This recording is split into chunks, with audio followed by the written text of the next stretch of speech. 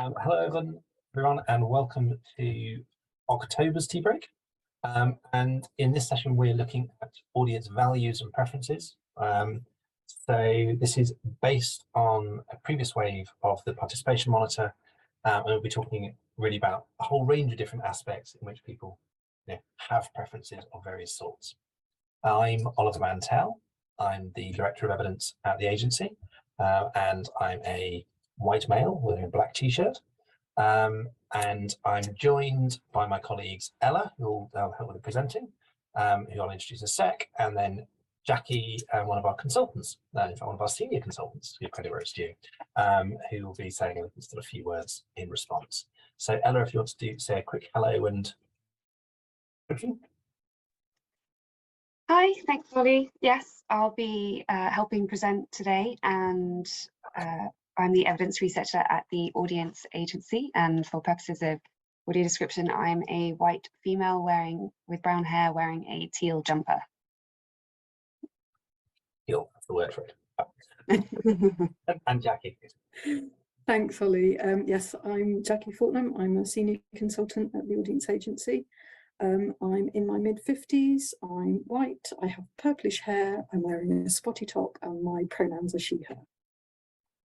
Oh, lovely. Thank you very much. So we'll hear more from Jacqui in a bit. The other thing just to say is that there are two ways of getting caption information today, if you would like them, either through the button at the bottom of the screen, or there's a link which has been posted in the chat, which leads to a website which has more sort of caption information on it. So there we are, it's appearing again. So use that if you would find it helpful. We'll also share the slides afterwards when we share a recording. So you don't have to scribble down anything if you don't want to.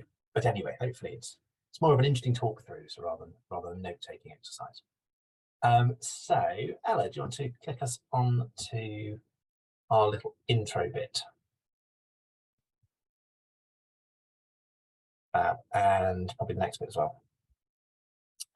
So yes, this is based on a previous wave of the last wave of the cultural participation monitor from the summer.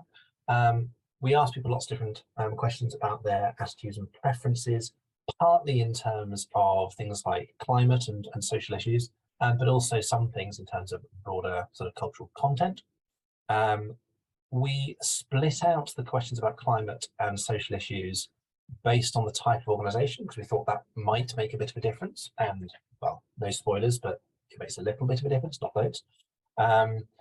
But we split it out between live cultural venues, museums, and visitor attractions. We asked the same question for each of those three. So do you think this type of venue should take a stance on climate issues? Do you think this type of venue should take a stance on social issues? So we asked around a whole load of things around that. And then we also asked things about content preferences. And we asked multiple questions that kind of triangulated on similar kind of issues to try and get a more nuanced picture of what people were thinking. And here we've pulled out three in particular, which we thought had some things in common, which is about preferring cultural events that have familiar content, preferring cultural events where you see something different to what you've seen before, and then culture that refers back to earlier times and styles, i.e. nostalgic, retro, that type. And we wanted to see from those, is there a nice, clear, consistent picture of what people are saying? We also asked some other broad questions about do people want venues to essentially share their values, so they prefer those kind of venues, but also we see point 4 here, do you prefer attending places where people are of a similar age to them? Now some of this we used to for our presentation at the Arts Marketing Association conference in the summer, where we're talking about different generations and how there seems to be a bit of a split in values. And that's the lens in which we'll talk through some of this today, to what extent do we see differences by age. So I think it's possibly Ella that's talking through the next bit. So if you want to click on as far as you want to, and go from there.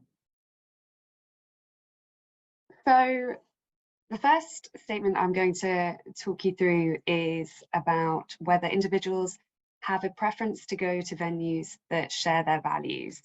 So that was that first statement, we asked respondents that Ollie outlined. And interesting, and then I'm going to talk through these differences that we found in relation to age. So do you prefer to attend a venue that shares your values? What we found was that younger audiences from 16 to 24 had a much higher preference for strongly agreeing or agreeing with this statement, whereas older audiences down towards 65 or older were only 34% strongly agreed or agreed with this statement. So we're seeing a difference here amongst age, where younger people have a much higher agreement rate and prefer to go to those venues that share their values. Average was about 51% across all age categories. And we sort of see this shift really happening at the age of sort of about that split at 45. When we look at this same statement in relation to audience spectrum groups, we see four particular groups that stand out, which were the only four segments that fell above the average of 51%, being metroculturals at 65%, experience seekers at 68%, and these two audience spectrum groups, as we know, are listed very highly engaged groups. So it's not surprising that they potentially have more of a preference to go to venues that share their values when their level of engagement is much higher. We also saw frontline families and kaleidoscope creativity falling above that average, 53% and 61%. Kaleidoscope creativity being very culturally engaged within their local communities as well, as we know, and frontline families have also illustrating that having shared values is very important for them in the events that they were attending. Not to as great an extent as we see, though, as the other three audience spectrum groups. The next statement I'm just going to talk through is the fourth statement that was on that previous slide, which is whether individuals prefer to attend events with people the same age as them. And again, we're seeing that this is higher for younger audiences, and we're seeing this split across age, where 59% of respondents aged 16 to 24 said that they preferred to go to events with people the same age as them, compared to 19% of those aged 65 or over. The average for this was lower at about 36%, but what we, interestingly again, and slightly more of a dip for 25 and 44 compared to the first statement about sharing values. But we're seeing this same pattern happening here across age. When we look at the audience spectrum groups, again, the only four audience spectrum groups that fell above that overall average of 36% were the same groups, again, the same segments, with metroculturals and experience seekers slightly above at 40 and 43%, but with kaleidoscope activity actually at the highest falling above this average at 48%. So there is potential that, there are reasons behind these two statements having a shared connection. Potentially, if we're to sort of speculate, saying that those, if younger audiences prefer to attend venues that share their values, potentially they more want to attend with people who are also have those same opinions, which may be people of a similar age. So we do see these connections here as a potential. But yeah, very interestingly, we see this difference across age. But overall, younger audiences prefer venues that have shared values and also prefer to attend with those of a similar age.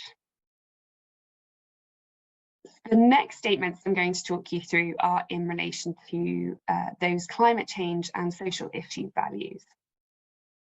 So, as Ollie explained at the beginning, we also asked statements on whether individuals agreed that certain venues should take a stance on climate change, and also whether these same venues should take a stance on social issues.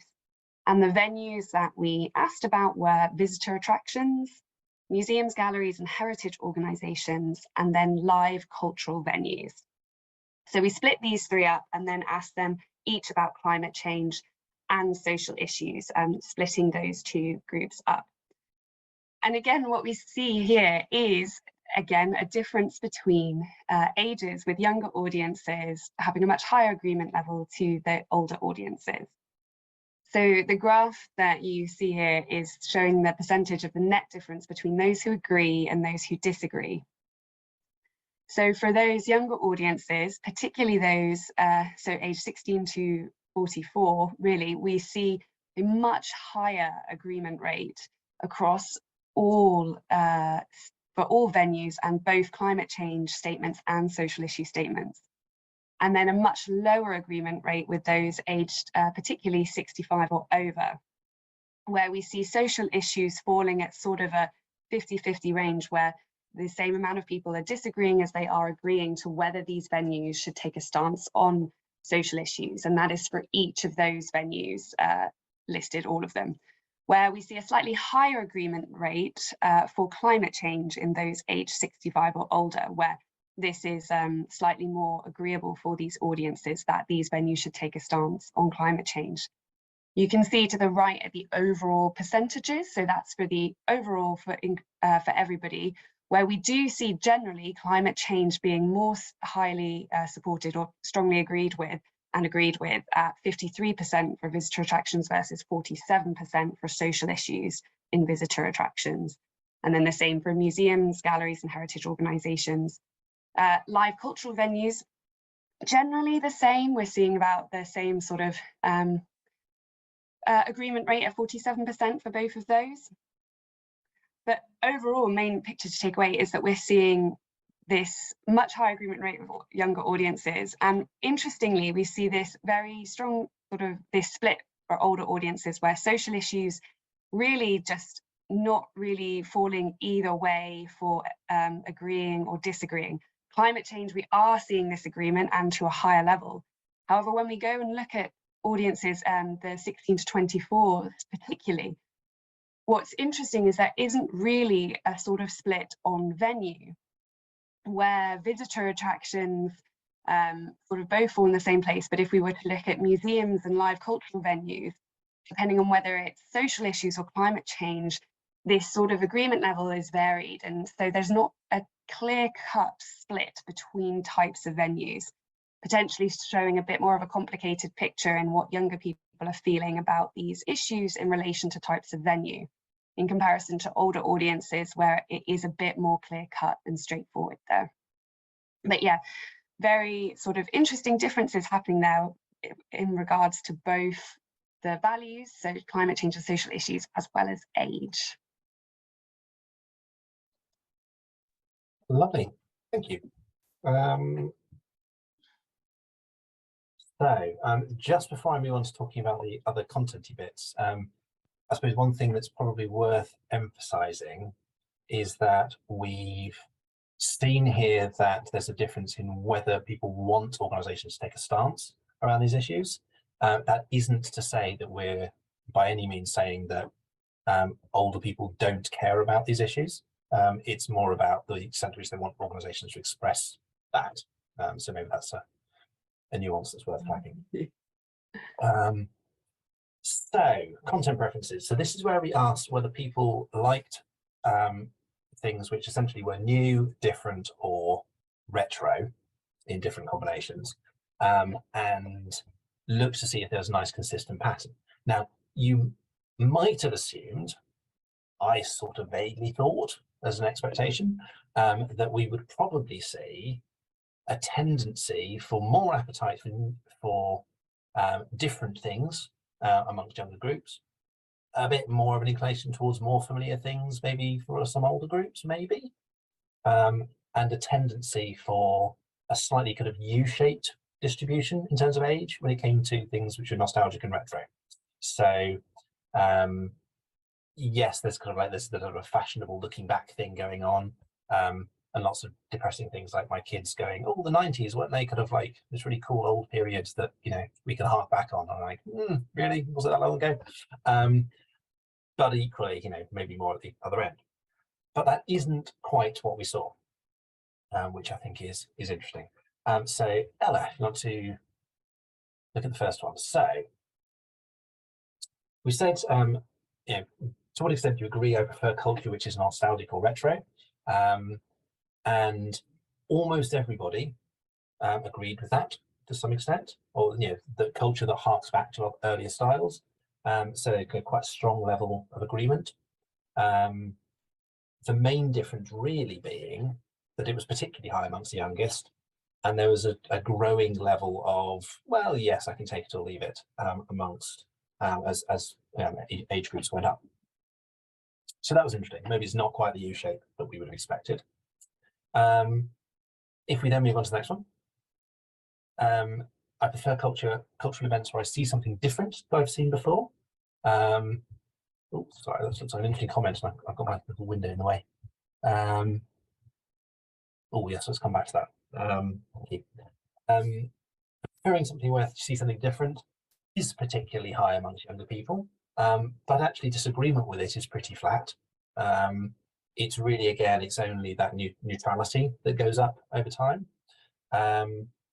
So, that's mostly what we expected, but not quite. And then if we look at the third one, I prefer cultural events that have familiar content. We can see that actually the desire for familiarity goes down with age rather than up, which maybe isn't what we would have expected. So I think this is quite an interesting combination of perspectives. I think we can draw a few broad conclusions. One is, I think there's possibly something going on about a greater disposition of younger people to say yes to different responses. I think we get sort of quite active survey responses from some of the younger respondents. So that's probably partly pushing it up, which is kind of an interesting effect in itself. I think that there's also probably something about this type of way of categorizing things and what you choose to see has greater salience, greater kind of relevance amongst younger groups, where novelty and familiarity is more of the axis you're approaching things in, because there's a whole load of stuff that's new and there's a whole load of stuff that you've seen and now no longer is new, and that's a thing. Whereas, and I think I just saw a comment that reflected a similar idea, as you get further through life, less stuff is new or different or whatever, and you've kind of scouted out the territory. So to some extent, that's not the issue. It's about particular flavors or particular types of things or particular preferences you developed over time, that becomes a dimension you really care about. I think there's also something interesting about the idea that the kind of nostalgic or retro holds up with age better than familiarity does. So that suggests to me that when we are talking about putting things on that might be, quotes, familiar, it's about things being familiar in a way that people have a context for, a relationship to, an emotional reaction to, not just this is the same thing again. And that's not what appeals to people. It's about having a connection to it, in the same way that, I guess something being different is about kind of having a kind of strong reaction. And I think it's notable that the appetite for something different is highest across the board. It's we're just about highest across the board. It's very high across all these groups. It's not something we should sort of foreclose on when we start thinking about, it's older groups, they're not going to be interested in a wide range of new, different, varied culture. Absolutely not. That's what culture is doing for people to a great extent. So all audiences prefer new content than familiar content. Young audiences maybe sort of saying yes to more things, have a wider sense. There might also be something about, if you're in that exploring phase, it's also nice to have something familiar to come back to. There may be a bit of that going on. So yes, and familiarity does tail off a little bit later on. Again, it's that big rise of being fairly neutral on these things, which is the thing that really sticks out, suggesting maybe there might be other factors that are more important as you go up by age. So I think there's some interesting methodological questions around this, which now probably isn't the moment to get into, but anyone that wants to chat about it at some point, very happy to. Hopefully that gives an interesting picture and some perspectives. I'll hand over to Jacqui for another view, but I look forward to looking at some of his comments and having a bit of a chat about it as well. Jacqui. Thanks, Ollie and Ella. That was absolutely fascinating, and I think there's so much in there. It's actually quite challenging to pull out some sort of key reflections, and also looking at some of the comments, they echo my thinking around this as well. I think one of the key things is around the insights, for me, is that they support discussions internally for organisations, as well as thinking externally about your audiences as well. So the first set of insights around how people feel about the values of an organisation, I think plays into the conversations that you might be having around your mission and purpose, for example. Who are you as an organisation, and how do you want to present that? And I think what it really shows is that it's so important to have those conversations across your organisation, because although we're looking at this as potential audiences, the people in this data set are also the people who are in your teams, your staff and your volunteers and the people that you work with. So they may also have that feeling of, you know, wanting to understand what your values are as an organisation.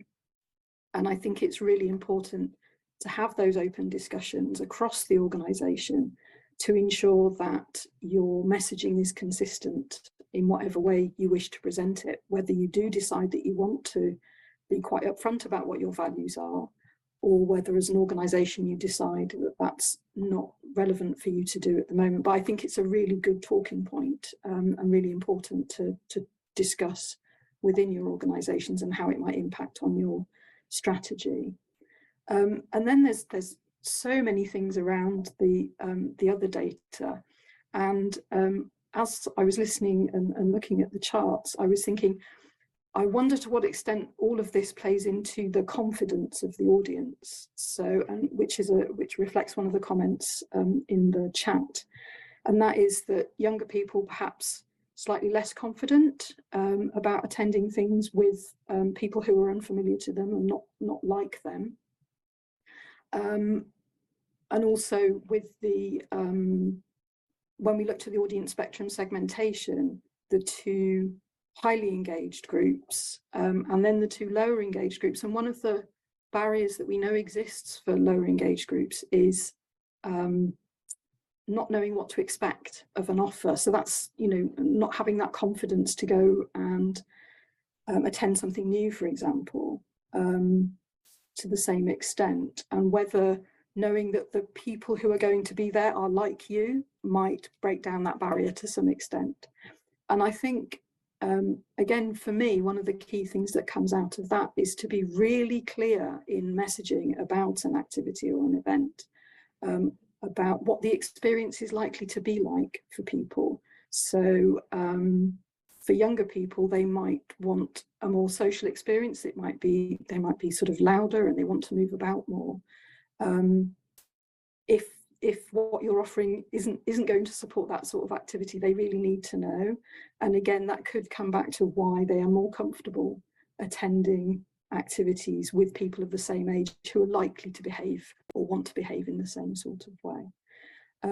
So very briefly, those are my my thoughts, but it's so fascinating. I think it deserves a deeper delve. So I hope you continue to look at the data and think about what it means for your organisations.